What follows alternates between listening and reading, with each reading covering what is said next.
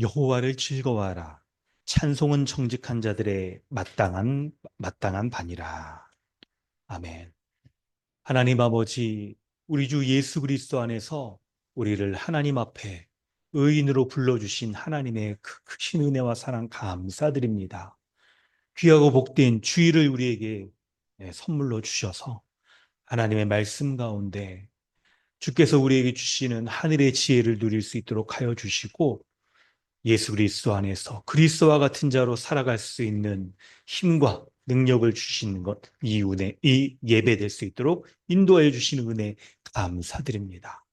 하나님, 오늘 주의 말씀을 통하여서 우리 한몸된 귀한 지체들과 믿음의 교제, 풍성한 은혜의 교제 나눌 수 있는 주일 예배 되길 원합니다.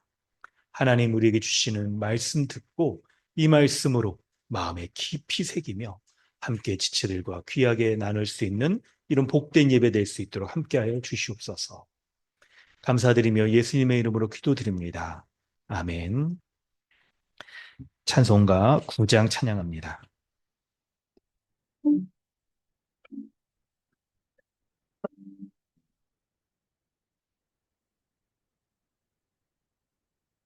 하늘에 가득 찬 영광의 하나님, 땅에 충만한 존귀하신 하나님, 생명과 빛으로 지혜와 권능으로 언제나 우리를 지키시는 하나님, 성부와 성자와 성령 위의 하나님, 우리의 예배를 받아주시옵소서.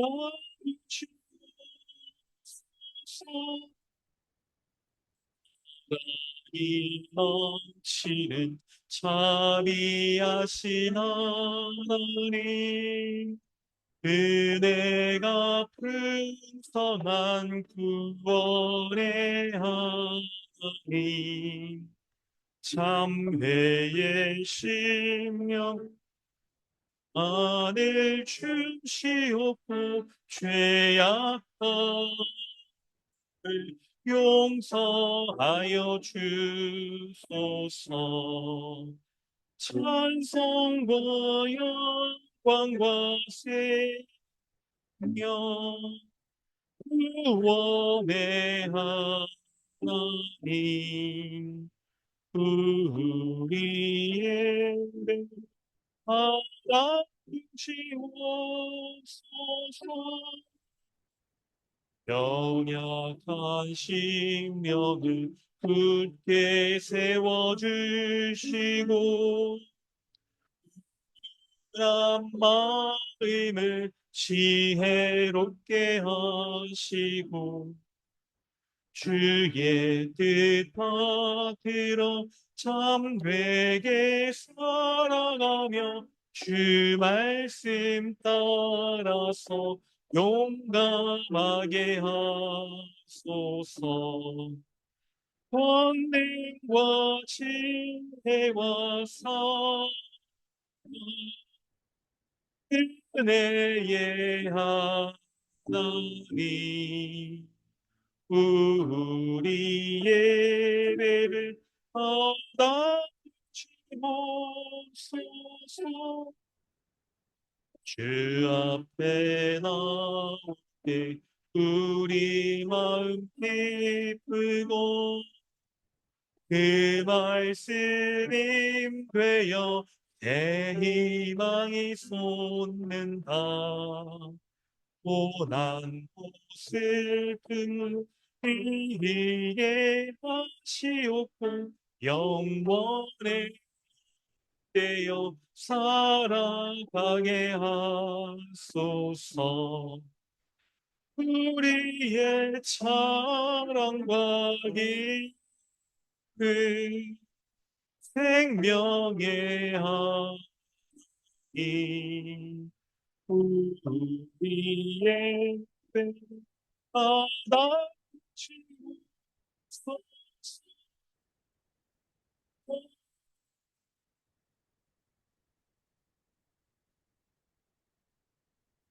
주보를 참고하셔서 사도신경으로 우리 신앙을 고백하고 주기도문으로 기도하겠습니다.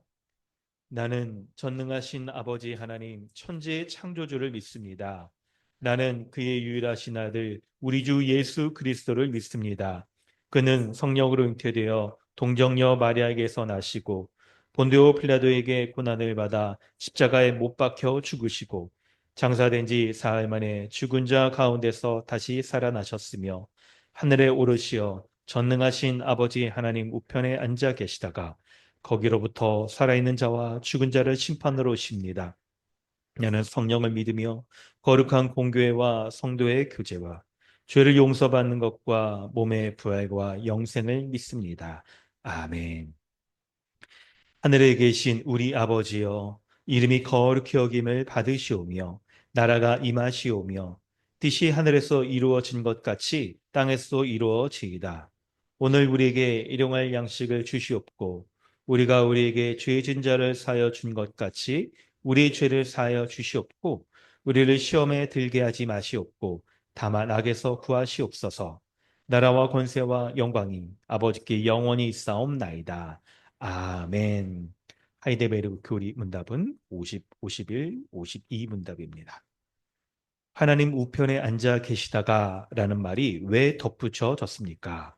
그리스도는 거기에서 자신을 그의 교회의 머리로 나타내기 위해서 하늘에 오르셨으며 성부께서는 그를 통하여 만물을 다스리십니다. 우리의 머리 대신 그리스도의 이 영광은 우리에게 어떤 유익을 줍니까? 첫째, 그리스도는 성령으로 그의 지체인 우리에게 하늘의 은사들을 부어 주십니다. 둘째, 그는 그의 권능으로 우리를 모든 원수들로부터 보호하고 보존하십니다. 그리스도께서 살아있는 자와 죽은 자를 심판하러 오십니다는 당신에게 어떠한 위로를 줍니까?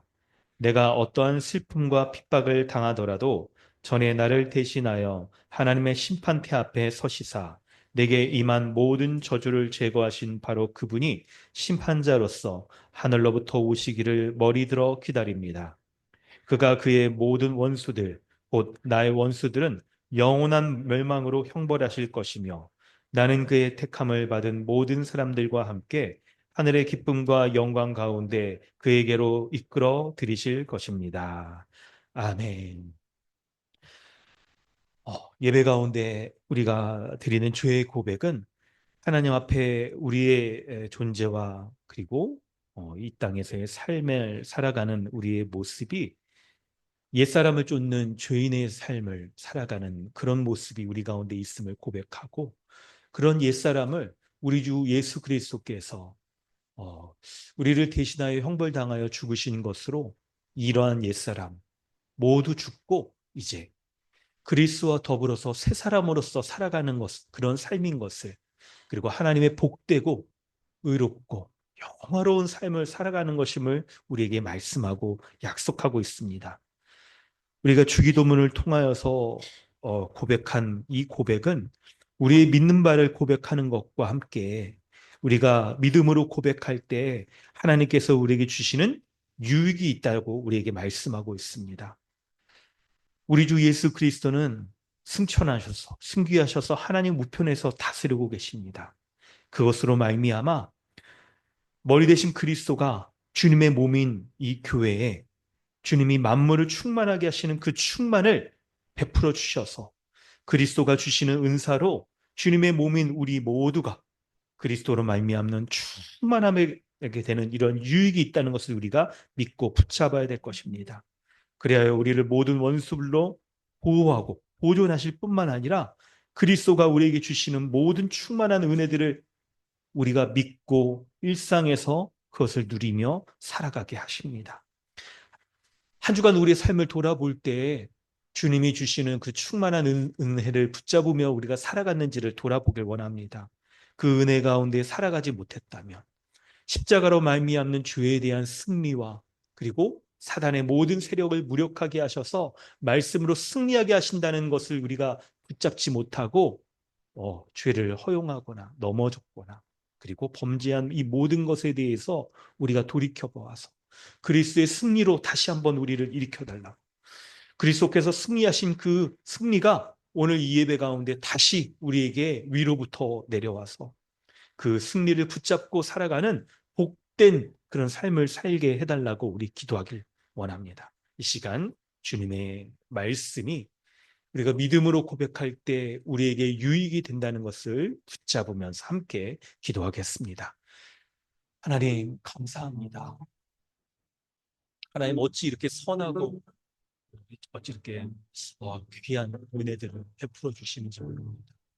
하나님께서 나에게 이 복된 은혜 내가 믿음으로 고백하며 누릴 때 하나님 내가 믿음으로 고백하며 하나님 앞에 서원하고 고백할 때 그 고백이 헛되지 아니하시고 하나님이 주시는 은혜와 은사들을 붙잡으며 이렇게 네, 일상에서 믿음의 유익을 누릴 수 있도록 하여 주시는 것 감사합니다. 내가 하나님 앞에 더 이상 하나님이라는 교회에 대한 심판을 경험하지 않을 것에 대한 확신의 믿음의 유익도 드리고 그리고 그리스도로 말미암아서 이 믿음으로 말미암아 살아가는 이 삶 가운데 하나님 주시는 때 은혜들 온전히 누리며 살아가며 일상에서도 주님이 주시는 그 위로부터의 충만한 은혜들을 누리며 살아갈 수 있겠다라고 약속하셨어요. 그 은혜 온전히 누리길 소망합니다. 일상에서 말과 행실에 있어서 모든 연약하고 부족하는 죄된 모든 것들을 주님 앞에 고백합니다. 주여 불쌍히 여겨주옵소서. 그리스도의 약속을 십자가의 승리와 충만케 하심을 내가 믿고 주님 앞에 나아가오니 주님이 온전케 해주시고 주님이 충만케 해주시고 주님이 은혜를 베풀어 주셔서 그 은혜의 약속들을 온전히 붙잡으며 살아갈 수 있도록 하나님이 함께하여 주시옵소서. 주여 잡아 주시옵소서.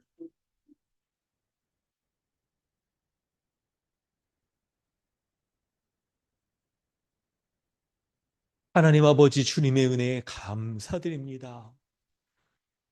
우리 주 예수 그리스도를 믿는다라고 고백하는 이 말이 무엇이길래 주님 이 말에 참된 믿음이 있다라고 주님이 보시고 그 믿음으로 말미암아 하나님이 베풀어 주시는 믿음의 유익을 누릴 수 있게 하여 주신 것 감사드립니다. 하나님 우리의 마음과 정성을 모두어서 우리의 지정 위의 모든 것들을 다 담아서 하나님 앞에 내가 우리 주 예수 그리스도를 믿는다라고 그분이 나를 의롭고 거룩하게 하셨다라고 고백합니다.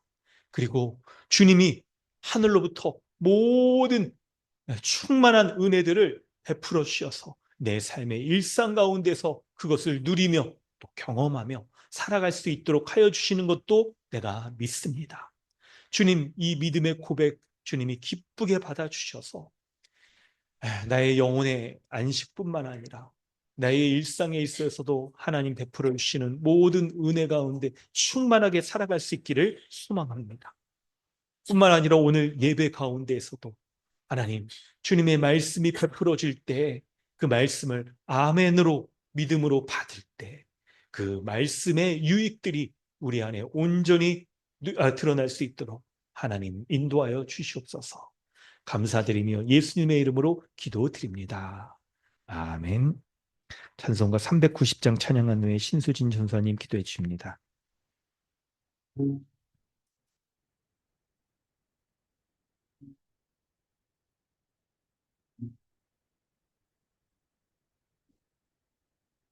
예수가 보내신 즐겁고 평안한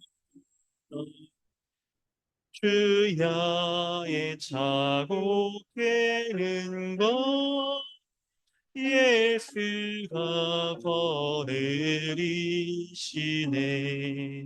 주 나랑 상 돌보시고 날 친히 거느리시네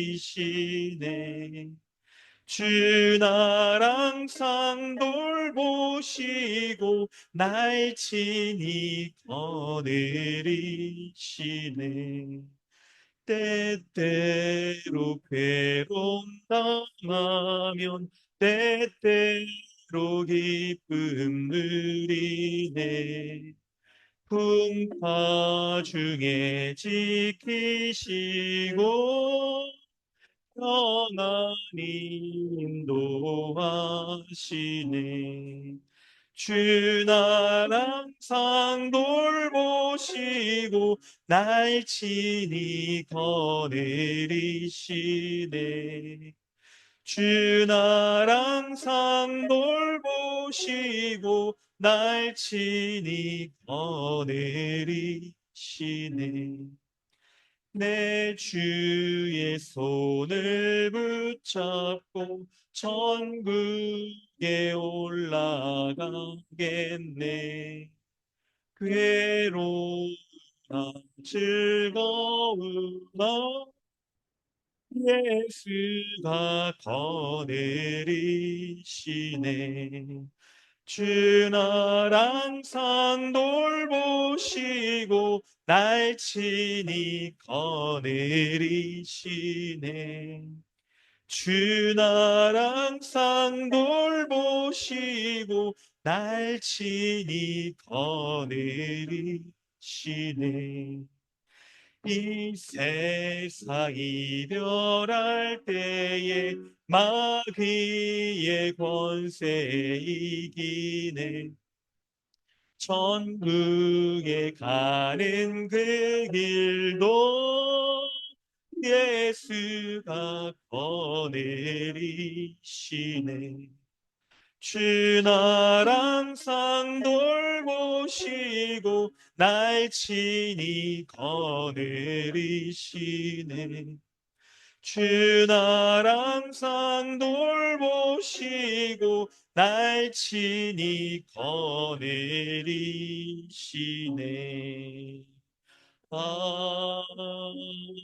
아멘. 살아계신 하나님 아버지, 그리스도 안에서 하나 된 강남 주님의 교회로 모여 거룩한 주일, 살아계신 하나님 아버지께 예배드릴 수 있는 은혜를 주신 것에 감사를 드립니다. 주님, 저희는 하나님 앞에 설 수 없는 연약한 죄인이었음을 고백합니다.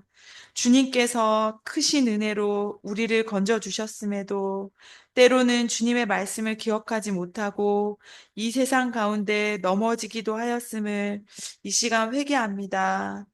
그럼에도 이 시간 우리에게 그리스도의 십자가 대속적 죽음으로 말미암는 은혜를 부어 주셔서 죄인인 우리가 그리스도의 십자가 공로로 성령 안에서 거룩하신 아버지 하나님의 지성소로 나아가 예배드릴 수 있는 은혜를 베풀어 주심에 찬양과 감사를 드립니다. 우리를 어두운 데서 불러내어 그리스도의 나라에 거하게 하신 이유가 그리스도를 모퉁이돌로 하여 지체들과 한 성령 안에서 한 성전으로 지어져 거룩하신 아버지께 예배하기 위함이라는 영광스러운 진리를 날마다 기억하고 하나님을 예배하는 일에 우리의 전심을 다하는 강남 주님의 교회가 되길 원합니다. 또한 우리가 말씀 안에서 함께 자라나 그리스도의 장성한 분량에까지 이르는 거룩한 구원 공동체로 서기 원합니다.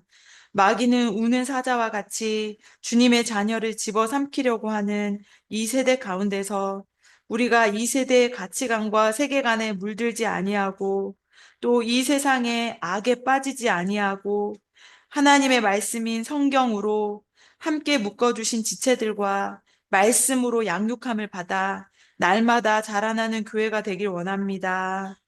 우리에게 맡기신 자녀들을 복음으로 양육하는 일에 게으르지 않고 교회와 함께 어린 영혼들의 구속을 위해 눈물로 기도하며 날마다 복음의 진리를 가르치는 강남 주님의 교회가 되길 원합니다. 또한 주님께서 우리에게 맡기신 복음 전파의 사명을 이루는 교회로 서서 아직 그리스도의 영광스러운 십자가 복음을 알지 못하는 이들에게 이 복된 복음의 진리를 전하길 원합니다. 그리하여 그리스도 안에서 한 몸 된 성경적 교회로 주께서 주신 교회의 사명을 함께 감당하며 이미 임한 하나님 나라의 영광과 기쁨을 날마다 함께 누리게 하옵소서. 이 시간 말씀을 전하시는 목사님과 듣는 우리 모두에게 충만히 말씀을 깨닫는 은혜를 주시길 원합니다. 이 모든 것 우리 주 예수 그리스도의 이름으로 기도합니다. 아멘.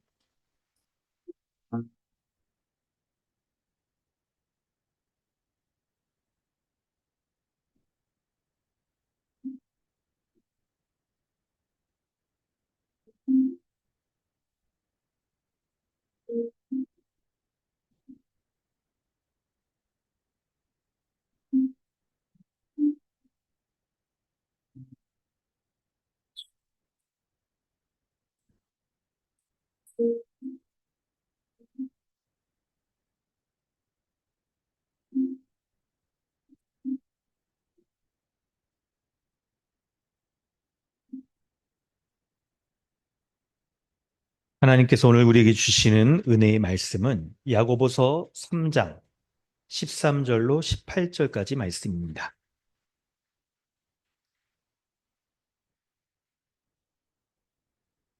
야고보서 3장 13절로 18절까지 말씀입니다. 한 목소리로 봉독하겠습니다. 너희 중에 지혜와 총명이 있는 자가 누구냐? 그는 선행으로 말미암아 지혜의 온유함으로 그 행함을 보일지니라. 그러나 너희 마음속에 독한 시기와 다툼이 있으면 자랑하지 말라. 진리를 거슬러 거짓말하지 말라. 이러한 지혜는 위로부터 내려온 것이 아니요 땅 위의 것이요 정욕의 것이요 귀신의 것이니 시기와 다툼이 있는 곳에는 혼란과 모든 악한 일이 있음이라. 오직 위로부터 난 지혜는 첫째 성결하고 다음에 화평하고 관용하고 양순하며 긍휼과 선한 열매가 가득하고 편견과 거짓이 없나니 화평하게 하는 자들은 화평으로 심어 의의 열매를 거두느니라. 아멘. 할렐루야. 오늘도 예배 가운데 나오신 분들 모두 환영합니다. 우리 서로 인사하겠습니다. 반갑습니다. 안녕하세요. 반갑습니다. 네. 우리 잠옷이라도 아이들 우리 반갑습니다. 네. 우리 나름대로 또 예배 드리면서 또 우리 잘 하세요. 네, 좋습니다. 네, 여러분 오늘 우리 말씀 우리 함께 나누려고 합니다. 여러분 누군가 이게 대화를 할 때, 여러분이 누군가 이게 대화를 할 때 그 사람이 말하는 것이 참된 것이다. 이렇게 우리가 받아들일 만한 그 기준이 뭘까요?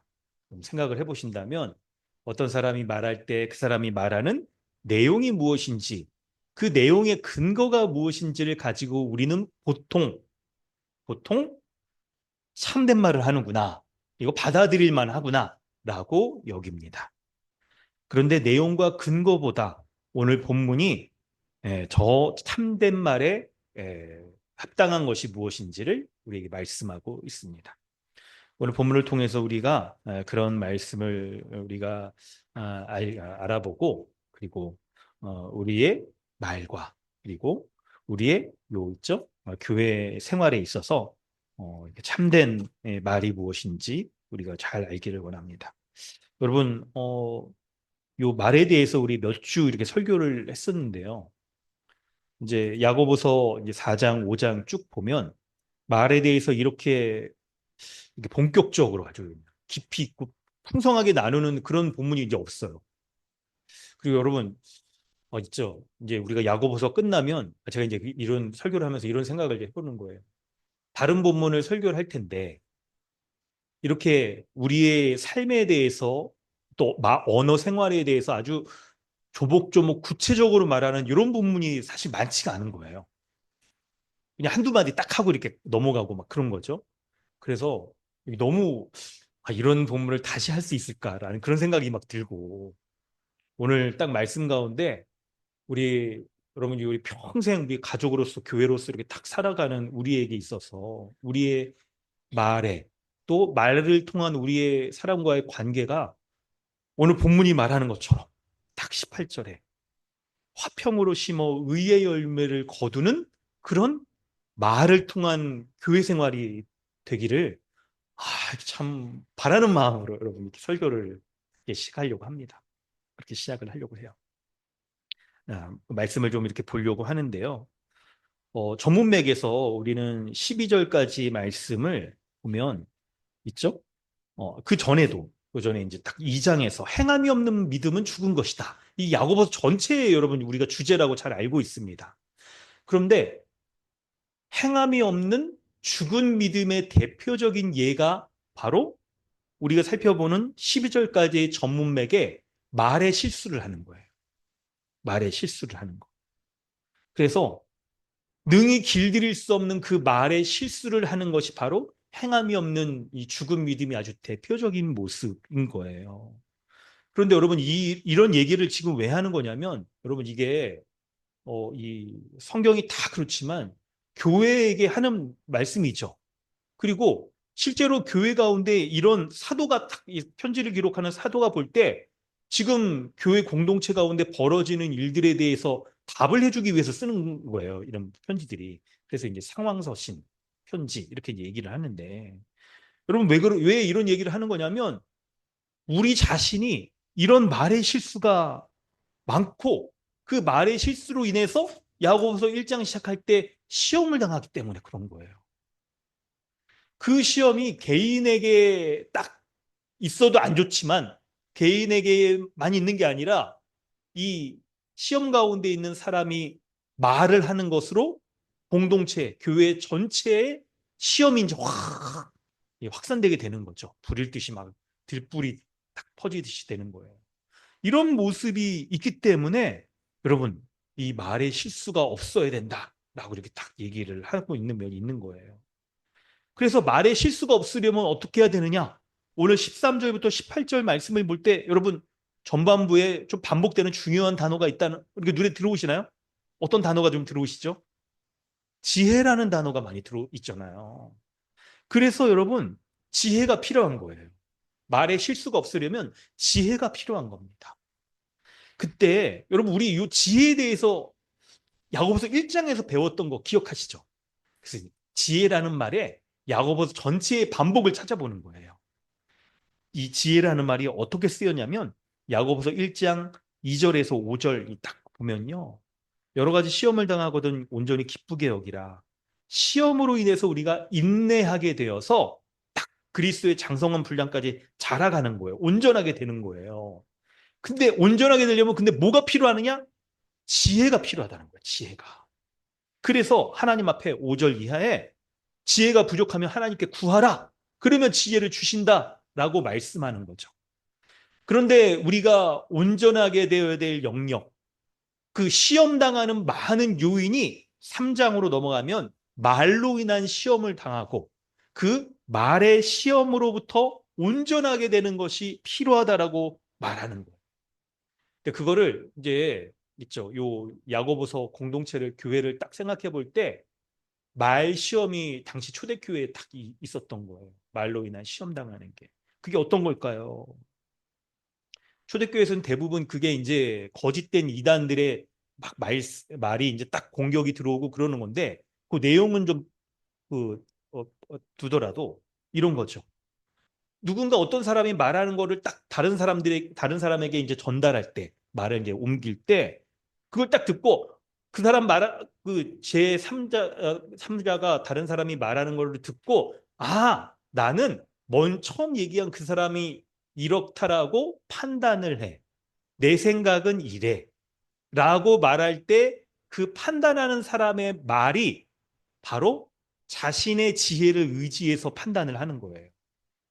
그렇기 때문에 이게 처음 말하는 사람이 진짜 그렇게 말한 건지도 알 수도 없고 그거를 확인하지 않은 것도 이제 그 문제가 되기도 하고 그리고 그런 말 옮겨지는 것으로 말이 덧붙여져서 다른 사람에게 전달될 때 더 큰 이 있죠. 시험이 교회 전체의 시험이 당하게 되는 일이 벌어지는 거예요.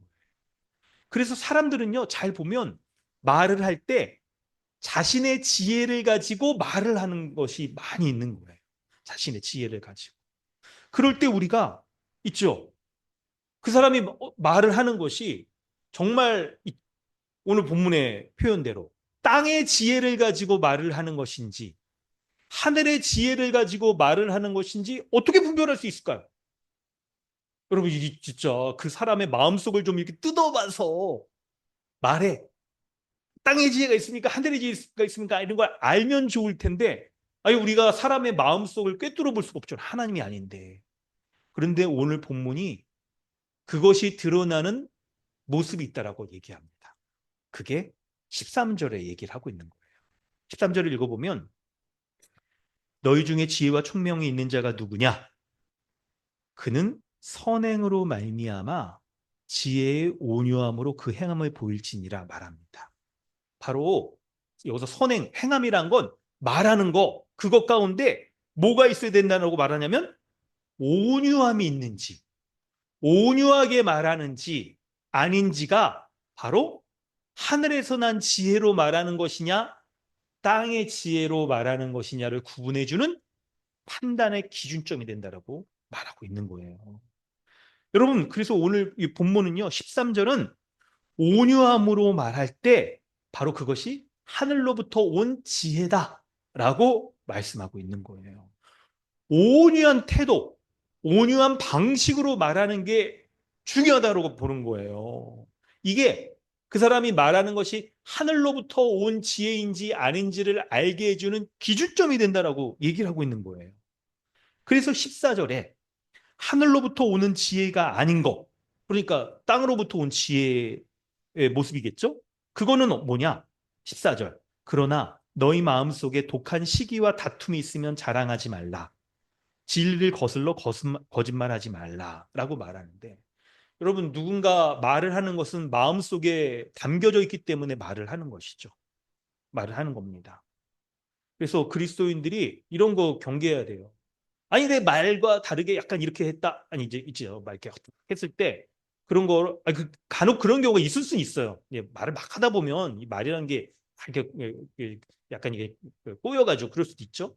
근데 자기의 마음을 감춘 채 말은 이렇다. 이렇게 하는 건 별로 안 좋은 겁니다. 안 좋은 거예요. 근데 본문을 다시 보면 독한 시기와 다툼으로 자랑한다. 자랑한다는 게 말한다는 거예요. 말로써 자기 생각을 가지고 판단하고 딱 자기 생각의 지혜를 가지고 말하는 겁니다. 근데 그 방식이 시기와 다툼의 방식으로서 말을 하는 거, 이건 바로 그의 마음속에 시기와 다툼이 있고, 그리고 이 시기와 다툼으로 말을 할 때 진리를 거슬러 거짓말하는 것이라고 이렇게 얘기를 한단 말이에요. 여러분이 성경의 이 말씀을 여러분 이거 허투루 받아서는 안 됩니다. 저도 참 설교 준비를 하면서 요 부분이 좀 어려웠어요. 아니, 개인적으로 저도 좀 말씀을 묵상을 해보고 저 자신에게 적용을 먼저 해본 거예요. 성도들에게 이렇게 적용합시다 하기 전에 내가 가끔 그러니까 시기와 다툼으로, 그러니까 뭐 간단히 말해서 화내면서 막 말을 한 거야. 근데 그게 참을 수 있잖아요. 화내면서 말하더라도 그게 참된 걸 말할 수 있는 그 부분이 분명히 있는 거죠. 근데 성경은 진리를 거슬러 거짓말하는 거라고 말하는 걸, 이게 약간 저 스스로도 약간 이게 설득이 잘 안 되는 거예요, 이게. 그러니까 내가 설득이 안 되는데 어떻게 설교를 해야 되나? 아니, 내가 화내면서 막 말할 때 애들한테도 막 이렇게 똑바로 안 해. 막 이렇게 너 지금 뭐 잘못했잖아. 이렇게 막 화낼 때. 그건 사실인데? 애들이 잘못한 거 맞는데? 근데 이게 진리를 거슬러 거짓말하는 거라고 말하는 이 말씀은 내가 어떻게 받아들여야 되지? 이해되지? 해서 제 안에 장애물이 있다는 걸 생각하게 됐어요. 여러분, 이거 제 얘기만 하는 게 아니라 비슷할 거예요, 경험이. 성경 말씀을 우리가 받아들이지 못할 때 하나님의 말씀이 진리가 아니고 거짓인 게 아닌 경우는 없습니다. 우리 안에 도리어 딱 있죠. 견고한 진. 하나님의 말씀을 필터링 하려는 자신의 생각, 경험, 세속적인 그런 것들이 있어가지고 말씀을 자꾸 이거 방어를 하는 거예요. 막아내는 거예요. 그런 경우가 많은 거예요. 그래서 이런 생각이 들 때는 말씀이 왜 그런지를 조리 있게 막 이렇게 따지려고 하기보다 자기 마음을 살펴보는 게 오히려 현명한 방법이더라고요. 그래서 저 기도를 했어요.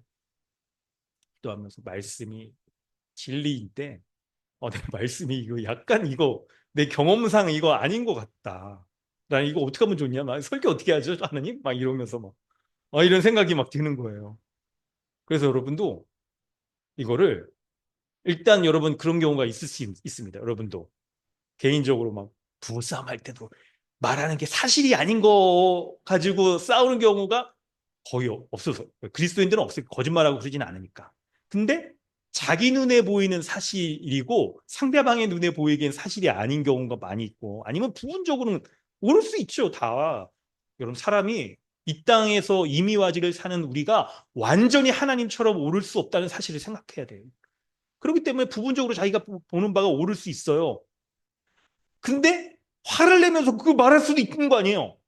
이걸 근데 성경 말씀을 보니까 화내면서 이렇게 말하는 건 진리를 거슬러 거짓말하는 거라고 이렇게 말을 하고 있다는 거예요. 이 말씀을 먼저 받아들여 보는 거죠. 이 말씀을. 말씀 앞에 내가 순종해 보려고 애쓰는 거예요. 왜 그러냐면 15절 때문에 그렇습니다. 이러한 지혜는 위로부터 내려오는 것이 아니요. 세 가지 표현 여러분 노트하세요. 땅 위의 것이요, 정욕의 것이요, 귀신의 것이다라고 말합니다. 땅 위의 것이라는 것은 세속적이라는 거예요. 타번역본과 여러분 이제 성경 사전을 찾아서 말씀을 드리면 이제 보니까 교회 성경 사전이 없네. 세속적이라는 것은 땅 위의 것이라는 것은 세속적이라는 것입니다. 정욕의 것이라는 것은 동물적인 것이라는 거예요. 육체적인 것, 육체적인 것이라는 거예요. 육체 욕심. 귀신의 것이라는 것은 뭐 사탄 마귀, 악마적인 것 그런 것을 말하는 거죠. 그래서 우리가 여러분 이 말이 있죠. 쉽게 말하면 뭐냐면 그 사람이 말하는 게 그 자체가 화내면서 사실을 말하더라도 그게 사실일 경우가 있을 수 있어요. 근데 있죠. 자신도 모르는 사이에 사단의 시험의 도구가 되어서 빌미가 될 수 있는 거예요. 아무리 사실을 사실대로 말하더라도 화를 내면서 말하면 그게 사실로서 전달되지 않고 왜곡될 수 있으면 사단이 그걸 딱 이용해서 듣는 사람이 시험에 빠질 수가 있게 되는 경우 생기는 거예요. 뿐만 아니라 이건 이제 듣는 사람의 편이고 말하는 사람의 입장에서도 자신이 사실을 말하더라도 화를 내면서 말하는 경우엔 자신의 있죠. 마음속에 화를 내는 그 마음속에 자신이 뭔가 있죠. 세속적이고 정욕적인 것을 붙잡고 있기 때문에 그게 사실을 빌미로 사실을 동원해서 딱 뭔가를 이제 만들어내려고 하는 그런 경우가 우리에게 있을 수 있는 거예요. 우리 마음에서 일어나는 일이라 우리가 이걸 잘 분별해서 봐야 되는 거예요. 요거를. 그러니까 누군가를 딱 A에 대해서 딱 평소에 내가 별로 안 좋게 여기는 마음이 있었어. 근데 B라는 사람이 그 A라는 사람에 대해서 딱 화를 내면서 말할 때 내 마음에도 그게 동조가 되는 거예요. 이게. 그리고 말하는 A라는 사람도 말을 할 때 그 사람에게 딱 이렇게 억하 싶은 적이 있다거나 막 그 사람을 막 이렇게 공격하거나 복수하고 싶은 마음이 딱 작동하여서 그렇게 말을 할 수가 있는 거예요. 어떤 부분적인 사실을 가지고 왜곡되어서 말할 수가 있는 경우가 있는 거죠. 그러므로 우리 여러분 잘 돌아봐야 되는 거예요. 그래서 16절의 이 말씀은 우리의 말의 내용도 중요하지만 그런데 여러분 이렇게 약간 논쟁이 되고 시험이 되는 상황에서는 내용보다 더 중요한 게 있는데 말의 태도와 방식, 말하는 태도와 방식이 중요하다고 말하는 거예요. 중요하다라고. 그래서 우리가 막 말을 하면서 내가 뭐 틀린 말 했어. 막. 그쵸. 객관적으로 볼 수 있다면 틀린 말은 아닐 수 있습니다. 근데 여러분, 이 객관적이 아니에요, 우리가. 왜냐하면 우리가 서로 한 공동체 안에 관계에 있기 때문에 객관화시킨다는 게 굉장히 어려운 거예요. 왜냐하면 평소에 누군가를 뭐 집에서도 보세요. 남편과 아내가 몇 년을 살면서 혹은 10년 넘게 살면서 그 사람에 대해서 갖고 있는 있죠. 딱 이게 학습된 것들이 많이 있잖아요. 쌓여 있는 것들도 많이 있고. 그러니까 정확하게 객관화시킨다는 건 굉장히 어려운 거예요. 그래서 화를 내면서 말하는 건 굉장히 이렇게 조심해야 되는 거예요. 그래서 여러분 있잖아요. 이렇게 잘못된 방식, 화내고 시기하는 방식으로 태도로 말한다고 한다면 그 잘못된 방식 때문에 있죠. 땅의 것, 정욕의 것, 귀신의 것으로, 아니, 다시 말할게요. 잘못된 방식으로 말하는 것은 땅 위의 것, 정욕의 것, 귀신의 것입니다. 여러분 이렇게 받아들이셔요. 그리고 이게 자기가 의도하든 의도하지 않았든 이렇게 악마적인 것으로 우리에게 나타날 수 있는 거예요. 여러분 그럴 때 그래서 이제 우리가 집에서도 여러분 특히 이제 많이 싸우는 게 여러분 교회에서 막 보다 집에서 부부간에 평생 안 살고 이런 식으로 있긴 있어요. 있을 수 있어. 또 자녀가 있으면 자녀들하고 약간 그럴 수도 있고 막 그렇습니다. 이런 걸 이제 딱 생각해 보면서 우리가 적용할 때 있죠. 적용할 때 이제 이 말씀을 깊이 새기시고 깊이 말하는 내용보다 이게 그 옳고 그름을 따지기에 앞서서 화를 내면서 말한다고 한다면 이제부터 말하는 우리도 아차 싶어요. 아, 내가 지금 화를 내고 있을 때 이게 내가 사단의 도구로 이게 딱 시험에 빠질 수 있구나. 듣는 사람도 시험에 빠질 수 있구나. 라는 것을 생각해야 되고 듣는 사람의 입장에서도 누군가 말할 때 화를 내면서 말하면 그 사람이 말하는 것이 이게 잘못된 것일 수도 있다. 왜곡될 수도 있고 사단이 그것을 사용하여서 시험할 수 있다는 것을 생각해서 어떻게 해야 됩니까? 지체에게, 형제에게 요청해야 돼요. 화가 이게 많이 나 있는데 화를 가라앉히고 나중에 얘기하든지 아니면 화를 내지 않고 말할 수 있다면 그걸 한번 얘기를 한다든지. 여러분 이게 우리에게 필요한 거. 이게 교회 안에서뿐만 아니라 자녀와 말할 때도 부부 간에 말할 때도 여러분 이게 필요한 거예요.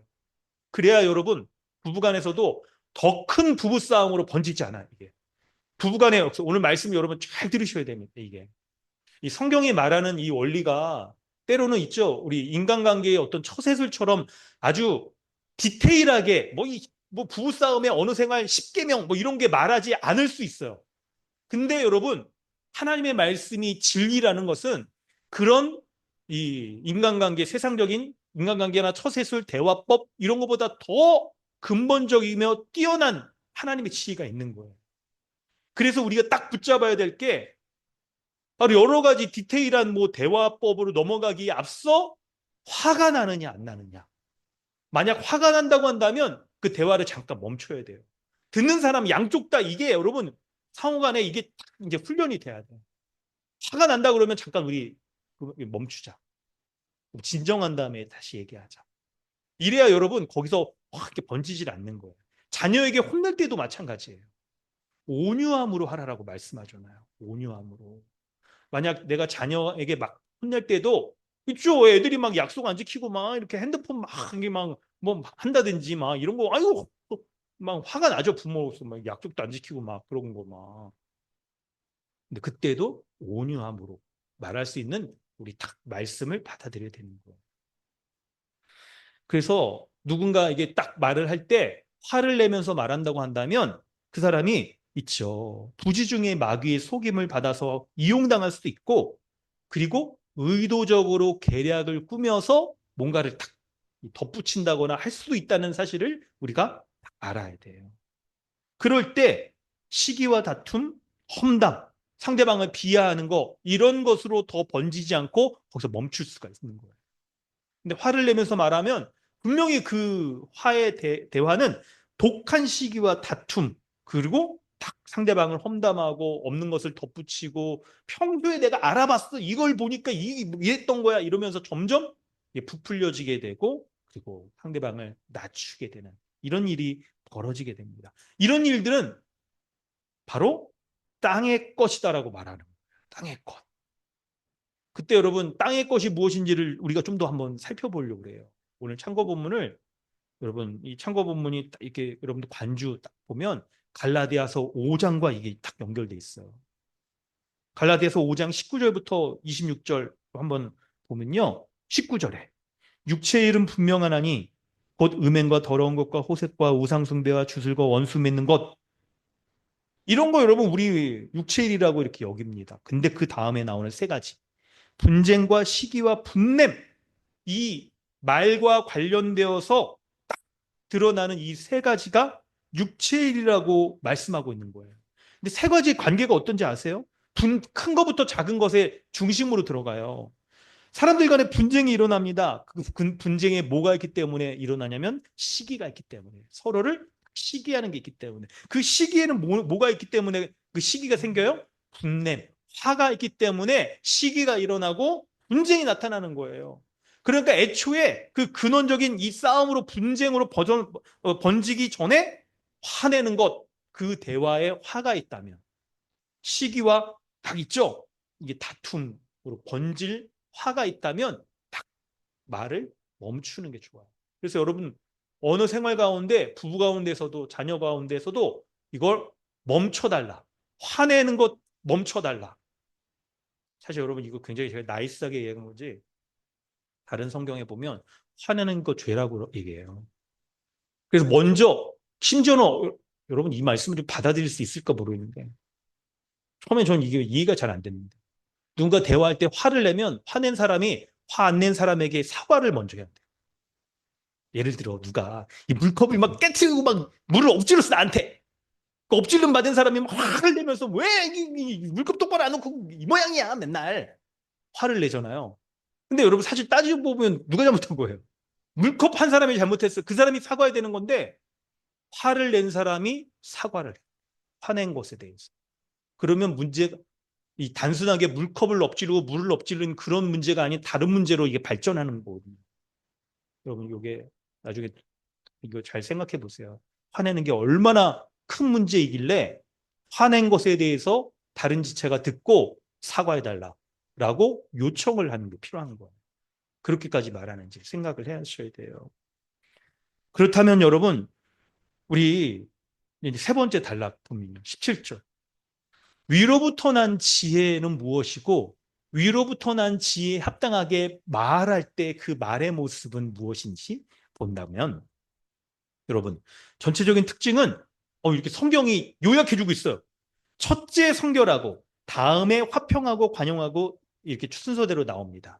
먼저 여러분 구조를 전체를 이렇게 요약을 해드리면 뭐냐면 성결한 것과 이 다음에 여러 가지 나오는 거 있잖아요. 몇 가지죠? 하나, 둘, 셋, 넷, 다섯, 여섯, 일곱 가지. 다섯 가지 혹은 일곱 가지, 여섯 가지인데 이게 성결의 열매로 드러나는 성결의 열매. 그래서 우리가 먼저 성결, 곧 있죠. 이게 죄가 없는 거, 죄가 없는 게 전체적으로 우리가 교회 생활을 하면서 죄가 없는 것을 딱 구해야 되고, 그리고 그 죄가 없는 것이 구체적으로 화평하고 관용하고 양순하고 사람과의 관계에서 이런 모습으로 열매가 드러나야 된다는 거예요. 이런 모습이 딱 드러난다는 거예요. 그런데 여러분 이 성결이라는 것은 이 거룩, 성결 이건데 하나님 앞에서 딱 전반적으로 도덕적으로 의로운 거, 흠이 없는 거, 딱 이런 걸 얘기합니다. 하나님 앞에 딱 섰을 때 우리가 거룩하신 하나님 앞에 설 수 있을 만큼 딱 전반적으로 흠이 없는 거, 딱 이것이 바로 위로부터 난 지혜이며 이 성결의 딱 열매가 구체적으로 이제 뭘로 드러나냐? 화평과 관용과 양순과 이 사람과의 관계에서. 달리 얘기한다면 하나님과 그분 앞에 섰을 때 하나님과의 관계에서 내가 하나님 앞에 내가 성결하길 원합니다. 라고 하고 딱 그 모습이 사람과의 관계에서 구체적인 딱 모습 가운데에서 딱 열매로 성결의 열매로 드러나는 것을 말하는 거예요. 한 가지씩 설명을 해볼게요. 이제 화평이란 뭐냐면 분쟁 없이 하나 되어서 하나 되는 것을 말합니다. 분쟁 없이 하나 되는 것을 말하는 거예요. 분쟁 없이 하나 되는 거. 근데 이렇게 이 단어가 어떤 경우에 쓰이냐면 교회가 여러분 사역 일을 하잖아요. 그러니까 일할 때 약간 이런 거 있죠. 하나 되어서 분쟁 없이 일하는 거. 여러분 이게 중요하다는 거예요. 이게. 그러니까 사회적으로는 여러분 그게 이런 사람이 일 잘한다고 여길 수 있습니다. 아니 막 사람들하고 막 이게 싸우면서 막 이렇게 하더라도 뭔가 이게 목표를 딱 정했다면 그대로 잘 하는 게 아유 뭐 추진력 있고 일 잘하네 할 수 있지만 이게 약간 여러분 교회 딱 생각해 보면 아닌 거예요. 여러분 게다가 이게 처음 나오는 순서 가운데 제일 먼저 나오는 게 가장 중요한데 분쟁 없이 하나 되어서 일을 할 수 있는 여러분 이게 중요한 겁니다. 이게. 그리고 하나 더 얘기한다면 이게 교회 지도자의 덕목 중에 아주 중요한 덕목이에요. 목사, 장로, 그리고 역할을 맡는 이제 집사나 아니면 우리도 이제 여러 리더급이 있죠. 이렇게 우리 또 리더를 맡고 있는 여러 분들이 있을 텐데 이때 일을 진행할 때 일의 성취와 결과들도 굉장히 여러분 중요하지만 분쟁 없이 하나 되어서 마음을 얻으면서 일을 하는 거 이게 참 중요합니다. 두 번째 관용은 온순하고 친절하고 점잖은 걸 얘기하는 거예요. 이렇게 여러분 교회 일을 할 때 이렇게 하는 거죠. 양순, 온순하게 하는 거. 긍휼, 자비롭고 불쌍하게 여기는 거. 여러분 이게 필요합니다. 교회는 여러분 이게 아주 중요한 덕목이죠. 하나님이 우리를 불쌍히 여겨주셨잖아요. 그리고 선한 열매가 가득하다. 모든 일에서 모든 상황에서 선한 열매가 가득한 거. 여러분 이거 추상적인 것 같지만 생각해 보면 우리가 막 오늘도 올 때 아침에 일어나서 아이들 챙기면서 아이들 말도 안 듣죠. 막 머리가 막 등짝 스매싱 날아가고 막 하는 거에서 막 밥 먹어 막 하고 막 애들 오는 거에서 교회 와서도 막 이렇게 딱 준비하고 막 하는 하여튼 이 모든 것 가운데 이렇게 분쟁 없이 하며 선한 열매가 가득한 편견과 거짓이 없는 거. 편견이라는 건 뭡니까? 한쪽에 치우치지 않는 거. 거짓이 없는 것은 사실과 다른 말을 하는 거. 앞과 뒤에서 다른 말을 하는 거. 이런 것들이 없는 걸 얘기를 하는 거예요. 없는 거를. 그때 여러분, 이 지금 한 6가지를 이렇게 나열한 다음에 18절에 그 중에 가장 첫 번째 이 열매를 다시 강조해. 화평하게 하는 자들. 화평으로 심어 의의 열매를 거둔다라고 말합니다. 왜냐하면 이 열매 가운데 첫 번째 가장 중요한 화평이 있으면 나머지 또 이게 딱 줄줄줄을 엮이면서 이게 막 열매가 생겨나는 거예요. 마치 첫 열매처럼 그런 거예요. 그러니까 여러분 이거 혹시 6가지가 잘 기억이 안 난다? 한 가지만 기억하면 돼요. 화평. 화평만 기억하면 돼요. 근데 나머지 잊어버리라고 얘기하는 게 아닙니다. 그 정도로 이게 관계가 있다는 걸 얘기하는 거죠. 아시죠? 근데 여러분 18절 말씀이 저는 이 18절 보면서 성경 기록한 야고보스의 마음이 저한테 확 들어왔어요. 이거 쓴 이유를 너무나도 잘 알겠더라고요. 이거 왜냐하면 여러분 설명을 잘 보면 화평하게 하는 자들은 이라고 말하면서 앞에 17절에 목록처럼 얘기할 때는 약간 딴 사람 얘기인 것처럼 이렇게 딱 들려질 수 있어요. 목록들을 사전적인 얘기들을 꺼내니까. 근데 18절 화평하게 하는 자들은 이라고 말할 때 자기 공동체에서 자기 집에서 자기 부부 자녀와의 관계에서 화평하려고 정말 애쓰는 그 사람 딱 이걸 얘기하는 거잖아요. 이거. 딴 사람 얘기 아니라 자기 얘기라는 거예요. 내 얘기라는 거예요. 우리 교회 얘기라는 거예요. 우리 가정, 부부, 자녀 얘기라는 거예요. 이게. 근데 거기서 뭘 하라는 거예요? 바로 앞에 흐름에서 얘기했던 행함 없는 믿음은 죽은 것이다. 반대로 뭐예요? 너의 믿음을 행함으로 보이라라고 딱 말하는 거죠. 그러니까 뭘 보여야 된다는 거예요? 화평으로 보이라는 거예요. 화평케 하는 말로써 온유하게 말해서 시기와 다툼 없이 하는 말로 화평을 이루는 그것으로 보이라는 거예요. 구체적인 방법을 설명합니다. 농사의 비유를 들어서 화평으로 심으래요. 그리고 의의 열매를 거두래요.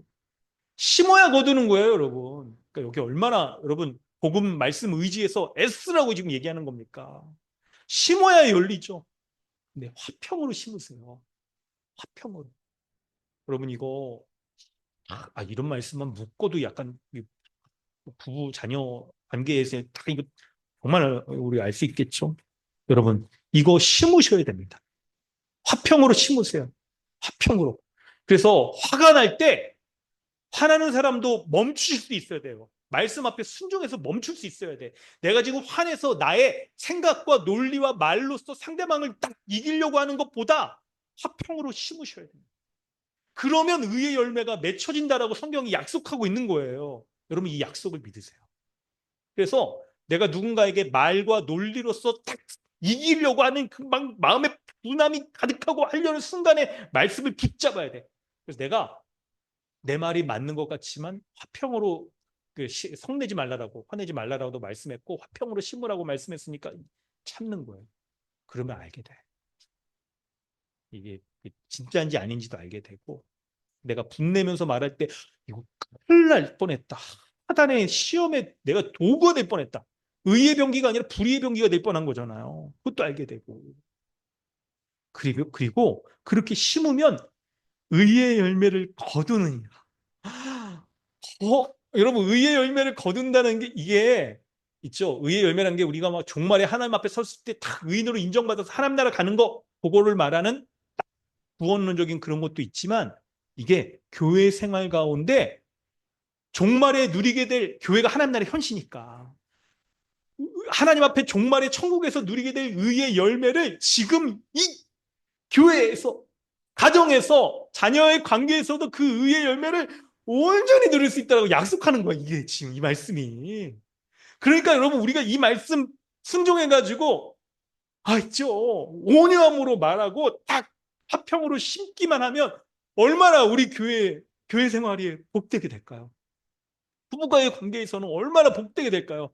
여러분 이게 너무나도 소망이 되는 말씀이에요. 우리에게 이 말씀이. 와, 여러분 이게 진짜요. 네, 그래서 지금 설교를 여러분 아멘이세요, 여러분? 아멘이시죠? 이제 정리하고 그러신 거죠? 약간 그러셨어. 그래서 여러분 있잖아요. 이 열매를 이제 말씀을 적용하면서 제가 사실 이거 야고보서 책도 좀 몇 권 샀었잖아요.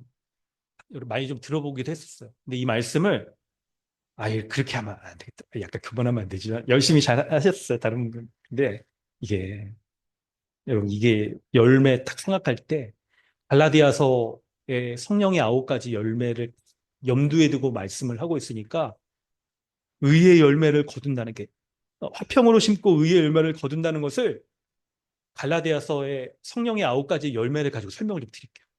다른 책에 없더라고요. 제가 야고보서 써야 될까 봐요. 아니면 우리 성도들하고 같이 이거 여러분 묵상집 DBS 이런 거 만들면 어떠세요? 이거 야고보서 딱 만들고 우리 교회 걸로 설명을 좀 드릴게요. 여러분 뭐냐면 그러니까 먼저 그러니까 참고 본문에 갈라디아서 5장 22절, 25절 말씀을 딱 보면요. 그럼 성령의 열매는 뭐냐? 하늘의 지혜를 쫓아서 온유함으로 말할 때 나타나는 성령의 열매는 사랑과 희락과 화평과 오래 참음과 자비와 양성과 충성과 온유와 절제 9가지 열매죠. 근데 이 9가지 열매가 한 가지라는 거 여러분 아시죠?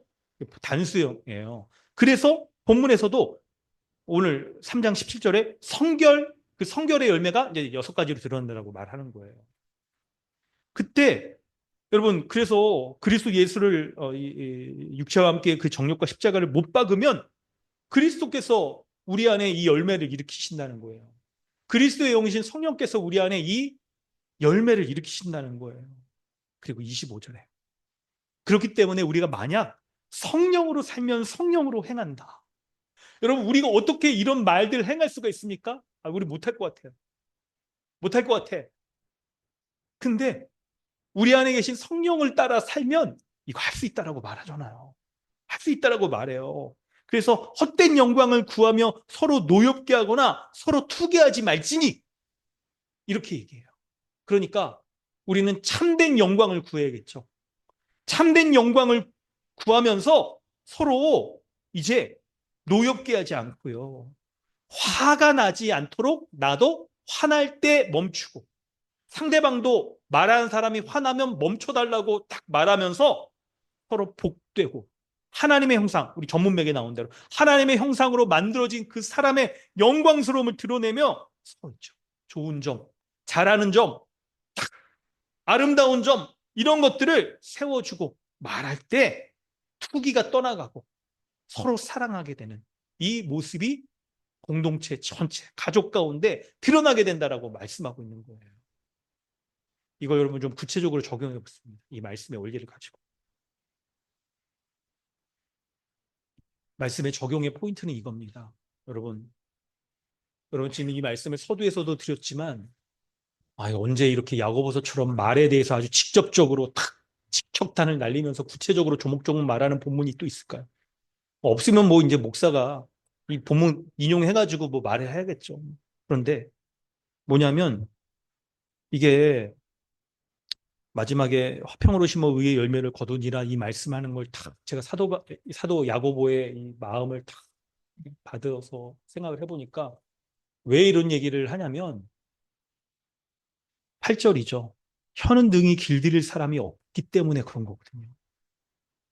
이민화직을 살아가면서 여러분 우리는 길들일 수 없는 혀 때문에 계속 말실수하며 살아가게 될 거예요. 말실수로 인해서 시험에 빠지게 될 거고 그때 지혜가 없어서 아주 그냥 독한 시기와 다툼을 탁 하는 말들을 화를 내면서 막 하게 될 거라는 거예요, 이게. 여러분, 근데 그게 복음적입니까? 현상적일 수는 있어요. 그런 모습이 나타나는 걸 부정할 수는 없습니다. 근데 우리가 믿는 복음이 그게 아니잖아. 복음을 붙잡아야 돼, 그때. 십자가의 복음을 붙잡아야 돼요. 그래서 우리가 믿는 복음은 뭐예요? 예수 그리스도께서 우리의 옛사람 탁 대신하여서 십자가에 죽으셔서 그 옛사람이 다 그리스도와 함께 십자가에 못 박혀 죽었잖아요. 그러니까 화내고 독한 시기와 다툼을 하는 말을 하는 옛사람은 죽은 거예요. 이미 죽었어. 그리고 그리스도께서 우리 안에 사셔서 우리 안에 거하셔서 우리의 있죠? 어떻게 되는 거예요? 3절 4절에 나오는 비유처럼 말의 입에 재갈이 물려져서 그 온몸을 제어할 수 있듯이 우리 안에 계신 그리스도께서 우리의 혀를 제어하기만 하면 어떻게 돼요? 제어할 수 있죠. 이제 새 사람이 되었으니까. 그래서 그리스도의 말을 할 수 있게 되는 거예요. 뿐만 아니라 배에서 작은 키로 사공의 뜻대로 운행한다고 말하잖아요. 우리 안에 계신 그리스도께서 주의 성령 보내주셔서 우리 안에 성령이 거하시잖아요. 그래서 우리가 성령을 따라 행하기만 하면, 성령을 따라 말하기만 하면 성령께서 우리의 혀에 사공이 되어서 성령의 열매를 맺기에 합당한 말들을 하게 된다는 것이 십자가 복음의 약속인 거예요. 할렐루야. 그 복음의 약속을 아멘으로 우리가 받을 때 믿음의 유익도 누릴 수 있게 되는 거예요. 믿음의 열매도 누릴 수 있다는 것을 믿으시길 바랍니다. 아멘입니다. 그걸 붙잡는 거예요. 그거 붙잡는 거예요. 그래서 우리 안에 계신 주의 성령께서 우리 혀의 주인이 되어서 성령을 쫓아 우리가 말하면 바로 더 이상 화내지 않고 시기와 다툼이 아닌 바로 성결하고 화평한 그런 말들을 심을 수 있게 되는 거예요. 그리고 의의 열매를 거둘 수가 있는 것이죠. 그래서 여러분 우리가 말할 때 내가 지금 하는 말이 이게 우리 안에 계신 주의 성령께서 우리 주 예수 그리스도 그분의 말인지 성령을 행하는 말인지 분별할 때 온유함으로 말하는 것인지 잘 기억하세요. 화내면서 말하는 것인지 분별하세요. 그래서 여러분 말의 진위와 내용 그거에 앞서서 화를 일단 내면서 말한다고 한다면 자기 자신도 듣는 사람도 멈춰야 돼 거기서. 그리고 돌아보는 거예요. 십자가 복음 돌아보면서 내 안에 계신 그리스도 그분이 내 안에 살아계셔서 내가 그리스도로 말미암아 말하고 있는지를 돌아봐야 되는 거예요. 여러분 우리 한평생 말실수할 수 있습니다. 혀를 제어하기 어렵다고 말하잖아요.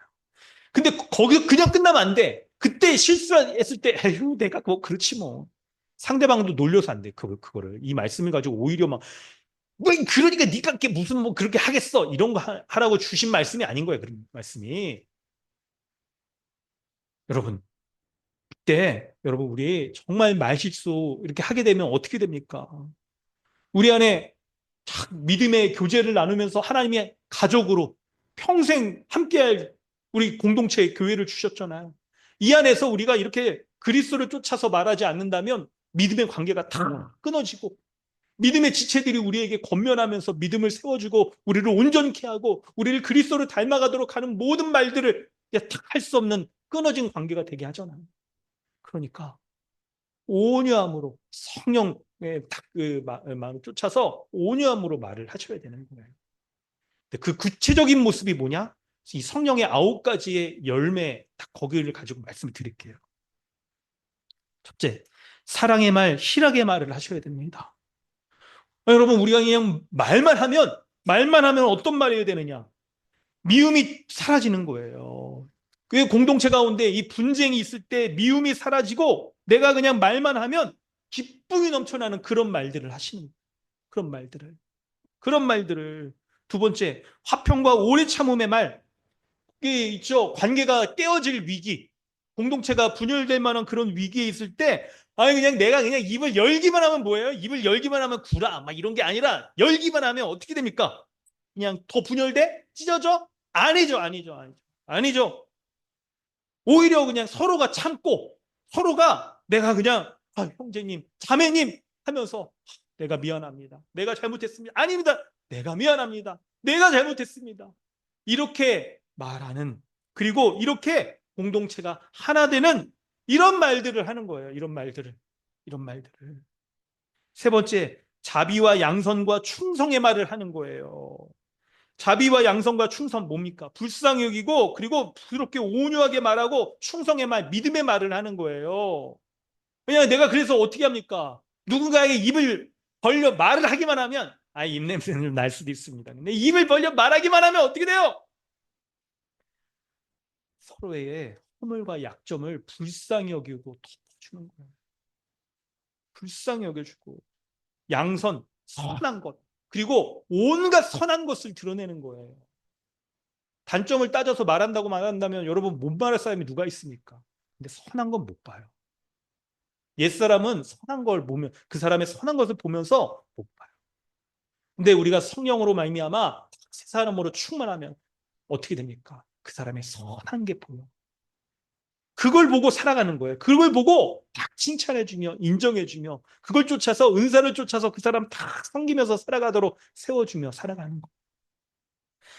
그리고 충성의 말, 곧 믿음의 말을 해서 그냥 내가 말하기만 하면 믿음이 없는 사람들이 딱 우뚝우뚝 다시 회복되고 일어나고 힘을 얻고 믿음의 세계가 보여지고 하는 그런 말들을 하는 거예요. 그런 말들을 다시 일어나서 복음 붙잡고 살아가려고 하고 내가 이러면 안 되지. 정신 차리게 되고 내가 힘을 내어서 딱 믿음으로 도전해야 되고 딱 이 사단의 싸움에 넘어가지 않겠다라고 하지만은 그런 말들을 하시는 그런 말들. 내가 믿는 바대로 말씀대로 좀 살아가 보리라. 내가 믿음의 공동체 안에 교회로서 좀 살아가 보리라 하는 그런 말들을 하시는 거예요. 온유와 절제의 말. 상대의 약점을 딱 헐뜯고 그리고 뒷담화 절제하지 못하는 막 여러분 그런 거 말들을 하는 것이 아니라 뭡니까? 근거 없이 어떤 말을 옮기려고 할 때에도 위로부터 난 지혜에 합당한 말 하면서 온유하고 절제하는 거예요. 더 이상 말하지 않고. 여러분 이런 성령으로 충만한 말들을 해나가시길 바랍니다. 그러면 우리의 인생이 달라지게 될 거예요.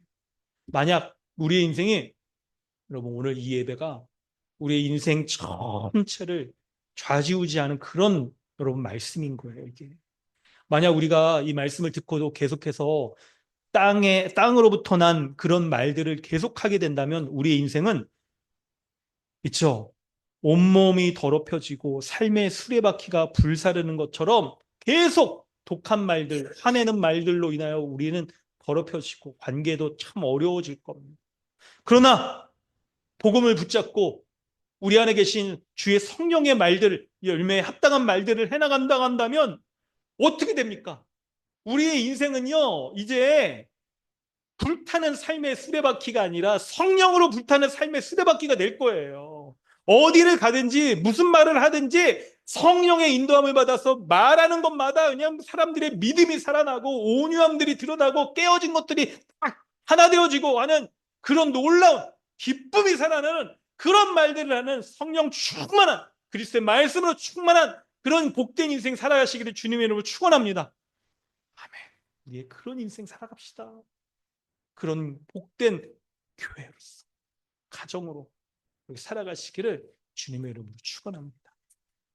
그러면 이 시간 우리 기도하기를 원합니다.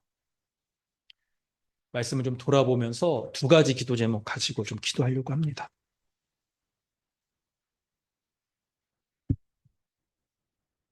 첫 번째는 15절 말씀에 이 땅의 지혜를 쫓을 때 땅 위의 것이요 정욕의 것이요 귀신의 것 이것들을 쫓으며 우리가 살아갈 수 있다라고 이렇게 성경이 말하고 있습니다. 여러분 이 말씀을 생각해 보면 우리는요 우리 스스로 자신도 모르게 이 땅을 살아가면서 너무나도 세속적이고 그리고 짐승처럼 그렇게 살아가는 삶에 물들어 있을 수 있어요. 아니, 물들었다는 표현이 약할 수 있습니다. 그거에 길들여지면서 지금 사육당하며 살아갈 수가 있습니다. 이 세상의 가치관과 시대정신 보이지 않는 그런 철장에 갇혀서 내가 이렇게 탁 살아가는 삶이 너무나도 세속적이며 하나님 나라에 합당하지 못한 삶을 살아가는 것도 모른 채 그것에 우리가 있죠. 세상의 문화 가운데, 방식 가운데 길들여져서 이렇게 순응하며 살아갈 수 있는 거예요. 문제는 그렇게 살아가고 있는 자신을 못 보고 있다는 거죠. 그래서 우리가 의도적으로 위의 것을 찾아야 돼요. 의도적으로 위의 것을 붙잡으려고 해야 돼요. 다시 말씀으로 돌아가야 되고 다시 이미 충만한 성령으로 충만케 되어지려고 애써야 되는 거예요. 심는 걸 해야 되는 거예요. 여러분 이 땅을 살아가면서 우리는 돈, 명예, 지위를 소유하지 않으면 큰일 나고 인생 망하는 것처럼 그렇게 여기는 시대에 살고 있지 않습니까? 돈과 지위가 없으면 사람들이 무시를 받고 그게 있으면 내가 뭔가 이렇게 성공한 인생처럼 대접받는 인생처럼 여기는 거에 우리도 이렇게 살아가고 있지 않습니까? 자신의 소유를 얻으며 살아가는 것들도 자기를 위해서만, 가족을 위해서만 이렇게 사용하는 여러분 그렇게 쓰려고 하는 게 우리의 이렇게 갖춰져 있는 이 본성이잖아요. 근데 이게 바로 세상의 가치관을 가지고 우리를 하나님으로부터 멀어지려고 하는 사탄 마귀의 힘쓴 거예요. 오히려 위로부터 난 지혜를 가진 자처럼 성결하게 하나님 앞에 내가 성결하게 서야 되는 그리고 화평하고 양순하고 긍휼하고 모든 선행을 다하면서 살라라고 권하는 거예요. 여러분 이 시간 우리 기도할 때 먼저 기도할 때 주님 저에게 위로부터 내려오는 이 지혜로 충만케 하여 주옵소서. 이 세상의 가치관과 세속적인 흐름 가운데 내가 이걸 딱 물들지 않고 도리어 저항하고 주를 위해 힘껏 살아가려고 하는 이런 지혜 주시옵소서. 이런 지혜로 충만케 하여 주시옵소서. 이 시간 함께 기도하겠습니다. 하나님 은혜 베풀어 주시옵소서. 우리 주 예수 그리스도